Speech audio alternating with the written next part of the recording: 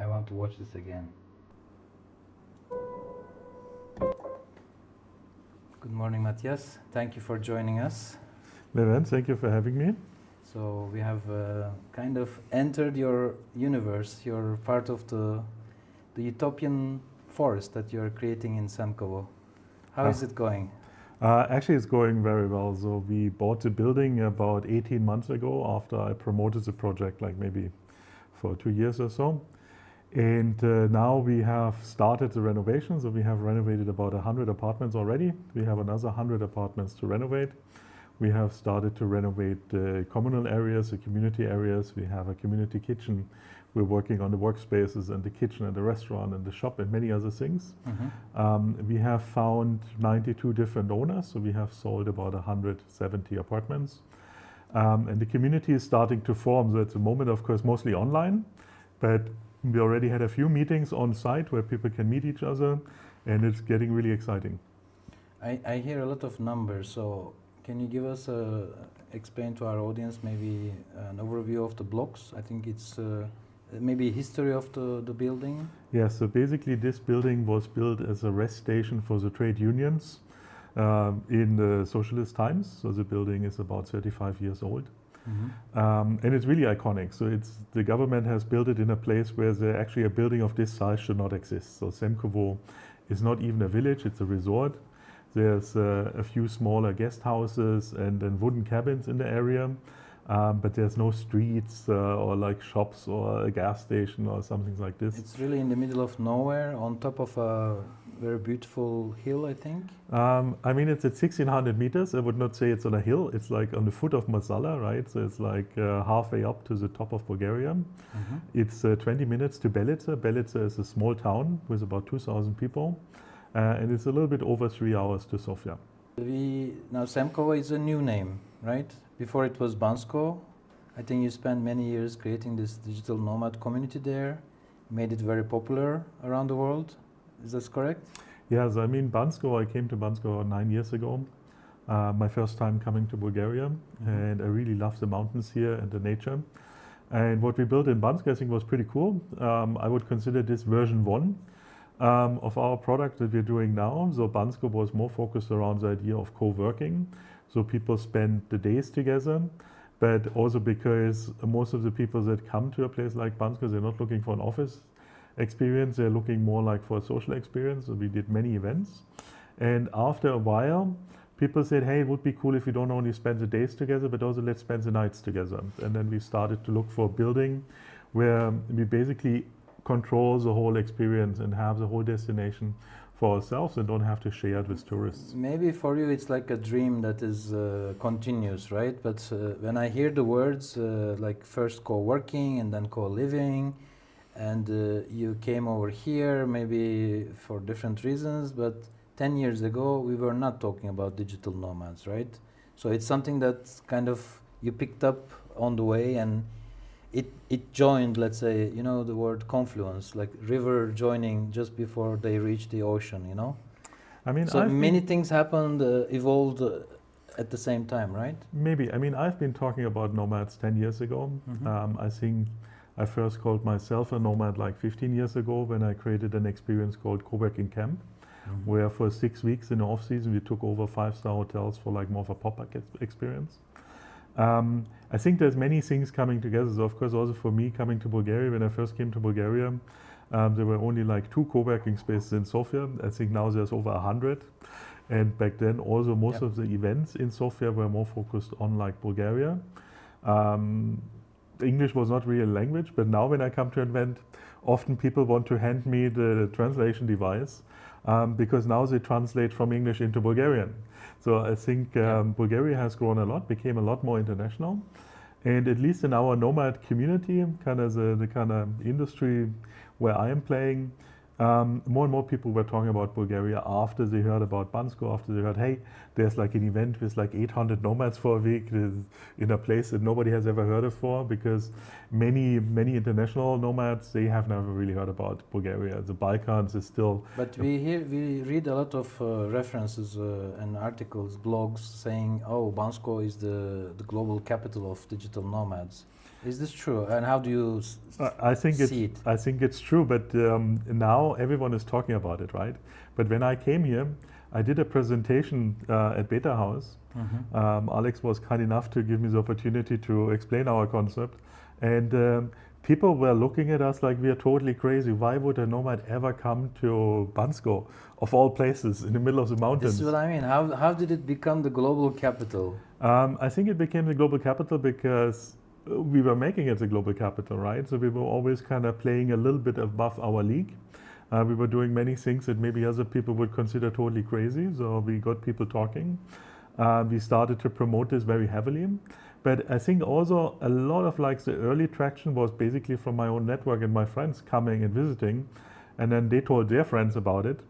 Bulgaria has some advantages for nomads. So there's a 10% income tax, which is really great if you do e-commerce business or you have some kind of online business. If you're European, it's super easy to move to Bulgaria, right? You just show up and you say, I'm here. And also Bulgaria has the advantage that it's like in the right time zone. So here in Bulgaria, we're in the time zone of Europe. A lot of other places around the world where nomad congregate, like for example in Thailand, you're not in the same time zone. So if you're like a remote worker, if you have customers in Europe, this is very challenging. But here, this is what we call a near-shore experience, not offshore, but near-shore.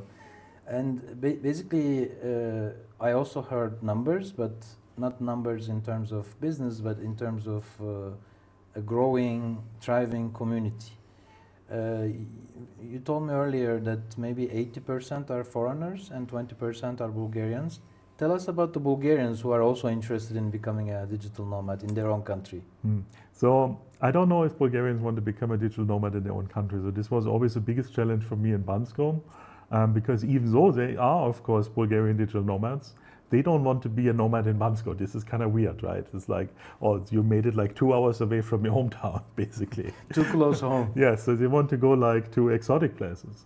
But for Semkovo, the model is a little bit different. It's not only nomads, it's also like startups and entrepreneurs. And there's a growing startup ecosystem in Sofia. There's now many people that have successful exits. There's many funds that invest into startups. There's many people involved in the startup world and they like to start their own businesses. And for Semkovo, we attracted about 20% Bulgarians so far. I think unlike the nomads that will come to Semkovo and that will maybe stay between 1 and 3 months and then travel the world and rent out the place the remaining time, a lot of the Bulgarians, they want to come for long weekends. Also remote work is growing and growing. And people realize if they can work from home, they can basically work from wherever. And if you can work from wherever, maybe it's much nicer to work surrounded by the forest in the beauty of nature instead of like being in a city where there's pollution and traffic jam and so many other people. It's interesting though, it's not the other way around, 2080, and it's not 50-50, but somehow you found this network, basically the European. It's primarily European, but we have also people from outside. No, we are 32 different countries. So we have 80 people from 32 different countries. And of course, Europeans are the majority because for Europeans it's very easy to come to Bulgaria. But we have many people from America that invested. We have many British people that were European before and are no longer. We have people from Brazil and from Australia. So it's like, it's really all over the world, basically. Yeah. And basically, this is the whole facility. We have 3 blocks, right?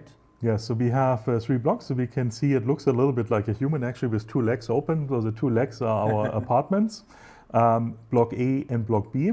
It's about 100 apartments each or so. And we have now fully renovated Block A apartments. So the first 100 are done. And we are now starting on the 1st of March with Block B. We have sold many. This is Block A and this is Block B. Exactly. So and what is this beautiful big space here? So the big space, it's about 8,000 square meters, and this is a co-living area. And this includes things like the pool, workspace, event space, a big living room space where we have like soft furniture. We built a community kitchen where up to 150 people can cook together at the same time.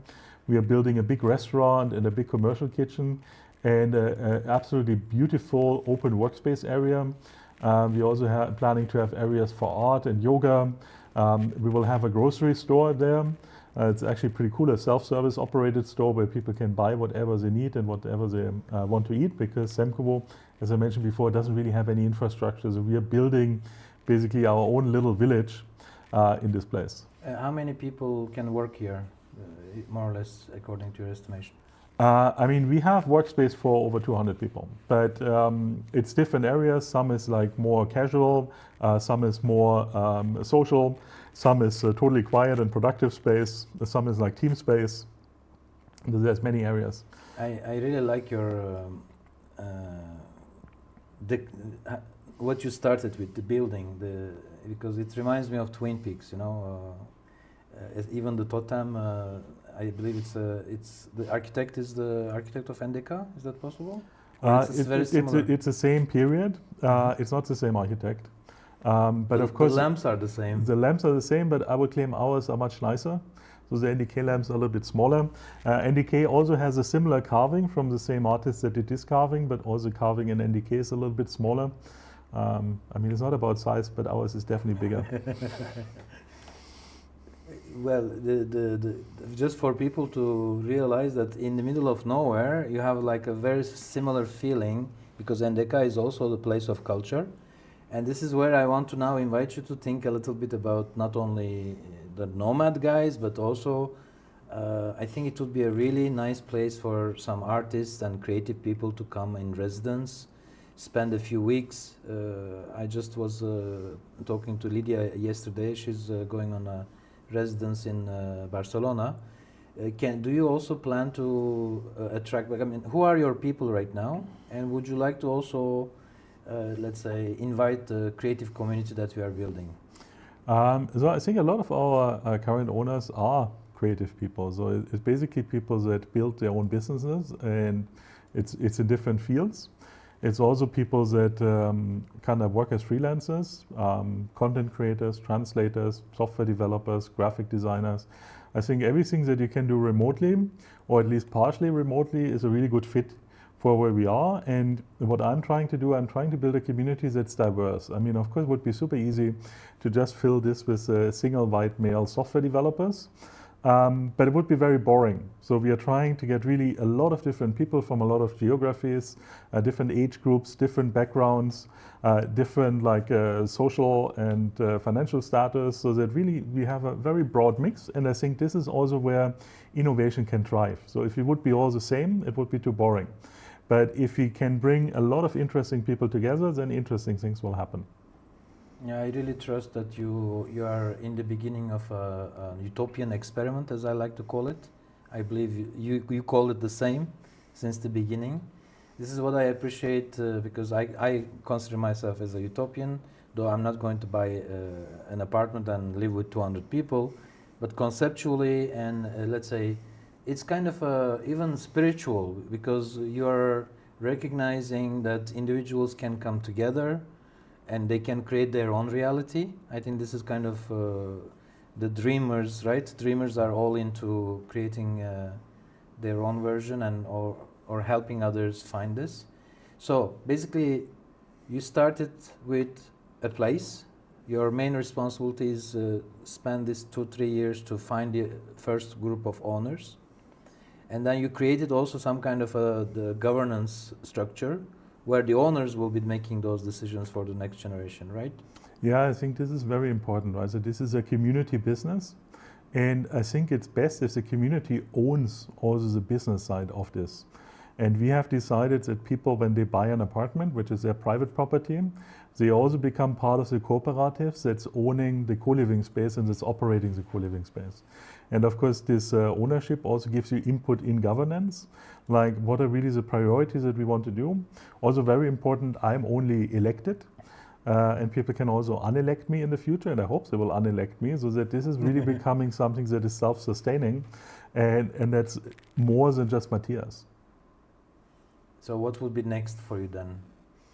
I don't know. I mean, honestly, at the moment, I'm pretty busy with this. Your brain cannot copy. Sometimes I can't even think about like what's next, because there's so many things in the moment, right? So we have about 60 construction workers on site every day. So about 20 of those are our own, like staff that we hired, and about 40 are coming from suppliers and partners and contractors. And this means it's like a little bit of a beehive. There's so many things going on. It's a really big project, especially considering that it's very rural. So when you walk around Sofia, of course, this is not the biggest building you have seen here. There's many bigger buildings, but we are in a place where the next town has only 2,000 people. And most of these are elderly people, so they are not going to work here. We have managed to get 60 people in a region where this is probably everyone who can hold a hammer. So it's like, it's a little bit of a challenge, and there's many, many things, because it's an old building that we don't know from the beginning. If you would construct this building, then of course you have all the planning and you have all these ideas, and for several years you can make the plans and you build it. You know, in this country, I think the cheapest, let's say not the cheapest, but free source of joy is the silhouette of the mountains. People love it in Sofia, and people love it in everywhere around the country.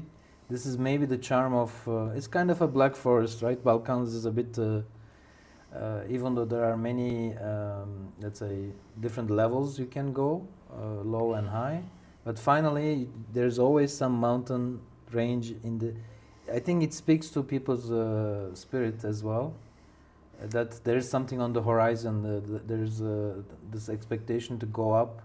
What do we see in this area? Is there any special and other, let's say, facilities?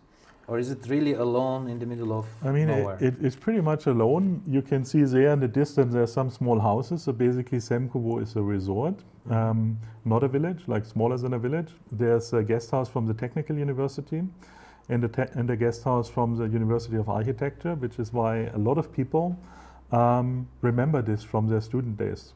I mean, from what the stories I hear, most of these days were pretty drunk and hazy, but people still remember Semkovo.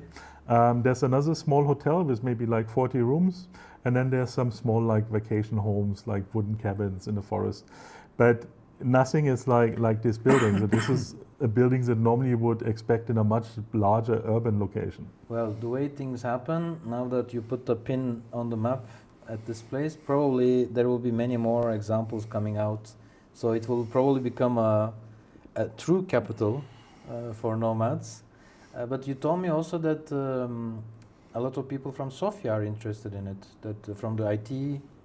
So next Friday we have the Pechakucha, and I called it Yester Tomorrow, because even though you are very busy, but we are always this bridge between yesterday and tomorrow, right? So whatever we do is for tomorrow, but you need to clean up the mess from yesterday, obviously. But this is probably being present, being focused on making this happen. But the fact that you mentioned the architects gives me an idea that maybe we should invite some of the people from the architect school. Are you planning to come to our event next Friday? I can't promise you. I also don't know when you show this, so maybe I come, maybe not. Let's see. But I've been at Pechachka before, and I think Pechachka is an amazing format. I love this, that you have many different topics. You have a strict structure, 20 slides, 20 seconds each. And I think this is also the type of events that we want to do in Semkovo, right? So this is something where people can easily contribute. It's not the type of event where everyone is like listening to a lecture, but everyone can present. Yes. And also everyone can present whatever they're an expert in. It's not only like one topic and this is a shoemaker presenting to another shoemaker. So it's really, but through this presentation we break the ice, and they also, you know, it's very difficult to pull people together and bring them on a certain date to appear on the same place at the same time. So probably Semkovo would be, when will it be ready for our Pechakche event there? So we are planning to open... Let's do the opening with the Pechakche event. So we are planning to open on 30th of June. Very good. With half of the capacity of the building. So we will have one of the blocks for apartments with about 100 apartments fully ready. And we will have about half of the co-living areas ready. And then the second half of the building and the second half of the apartments will be ready for the winter season. How about the dancing hall on the roof? So the dancing hall, yes, we have an amazing event space. I would claim it is already ready, but of course we still have to paint it and then freshen it up a little bit. And maybe a projection wall. You need a projector? Oh yeah, but this is easy, right? Because the projector, you just bring the tech, and of course we can always make it nicer, but a lot of areas of the building are already usable. It's more like some of the background stuff that we have to do that people don't find very sexy and it costs a lot of money. Like for example, we have to upgrade the heating system, Back then, when they built this for the government, it was heated by diesel, by mazout. And of course, this is not affordable anymore. Also, like the ventilation system back then was basically sucking cold air in and getting hot air out. Nowadays, you have heat recovery systems. So we also replaced like all the water pipes. We built a new trafo station. So there's many things that we have to work on. But the ballroom for the summer is always open for dancing or pechachka. Sounds good. So probably we should be linking up before summer, so that we can plan. Is there any video where we can see this dancing hall? I'm really... I don't know if we have it. It's probably when we go through all the videos, we had many people coming. Mm-hmm. We also have like a volunteer program where we have content creators. I think it is this one. That come. So this is many different things. So this is the old restaurant area. This is where we're gonna put a workspace. So there's like many areas, and I recommend either come on one of our tours. We do every first Saturday each month, we do a tour, also with free transport from Sofia, or take a look at like all the social media content that we posted from the building and what the guys are doing to kind of get it ready for a new life. Yeah, I think you can easily search on Facebook for Co-Living Semkovo. When we publish this, I will put the links also to the website, right? Co-Living Semkovo? No, it just shows the Facebook. It's colivingsemkovo.com. Co-Living colivingsemkovo.com. There we go. Okay, so yeah, I mean, those who wish to find out more about Matthias' project, just as a final reminder, you still are selling apartments. Yes, let's give them some information on what is available and how they can get in touch with you. Yeah, so we also have all this online with the different floor plans and like details, square meters, pricing, and so on. In general, most of the apartments are about like 27 to 30 square meters, so like a big hotel room. And we expect that for most owners, if you buy something like this after purchase and renovation and furniture and everything else, you're probably looking at about 50,000 euros to move in. Of course, owners can renovate it however they like. We have, as a co-op, is offering a renovation package where people can also then choose, for example, different flooring, different accessories for the bathroom, like little changes like this. And the best idea is to come on site and to take a look. We have about 40 apartments left. This sounds like a lot, but in reality, it's 40 out of 225, so we are now down to the last 20%. And also, we are slowly running out of floor plans. So there's maybe like 5 or 6 different floor plans. Mm-hmm. And some of those, like for example, if you want to have balconies or you want to have bigger units, they are slowly getting sold out. Also like smaller apartments that are more affordable because they have less square meters are slowly selling out. So basically the best time to take a look is now. Also here we kind of see like some drone footage from the summer. Now in the winter, of course, we have plenty of snow. Semkovo also has like 4 small ski lifts. It's like drag lifts, T-bar type of lifts. Mostly the slopes in Semkovo are easy because when groups from the student come for the university guest houses, they are mostly beginners, but there's also a really dark black slope in Semkovo that was used 30 years ago for races before Bansko kind of started to rise. There's also a very dark red slope. There's many opportunities to go off-piste through the forest, preferably without hitting the trees. There's like lots of cross-country opportunities or ski touring opportunities. So it's really a winter sports paradise. And of course, it's much more affordable than some of the other resorts because it's smaller. So the ski ticket there is 32 lever for the whole day, which is a really good deal. And I think are there some shops for like buying this, renting ski for the day? Yes. So both of the university guest houses have ski rentals. It's not the most modern equipment, but you also pass by Bansko, or there's also shops in Sofia where you can get your rental equipment and then bring it up. Bansko would be a better place to... I mean, Bansko has many shops, right? And it's easy to rent equipment there. Also in Sofia, it's very easy to rent equipment. In Semkovo, you can rent equipment, but it's more like older equipment. Also, of course, it's much cheaper, right? So when the universities rent it out, they don't charge a lot, but the stuff is old. Yeah. So, I mean, if you come for a day trip, I think you organize every Saturday. Every first Saturday of the month we do a tour, yes. But this is not for skiing, so this is basically we invite you to visit the building. We have a little bit food and snacks for you. Then we walk around the building, so I give a guided tour with an umbrella so that people follow me. We also have like hard hats for social media, taking pictures, and then it's like a exploration afterwards. We do some Q&A, and then people drive back. So this is basically really just to experience a building, to see what renovated apartments look like, to see what we are doing in terms of renovation, and to get an idea what's happening. I mean, it would be nice maybe while the snow is there to go out there and do a bit of 360 recording, and maybe get some good shots of the.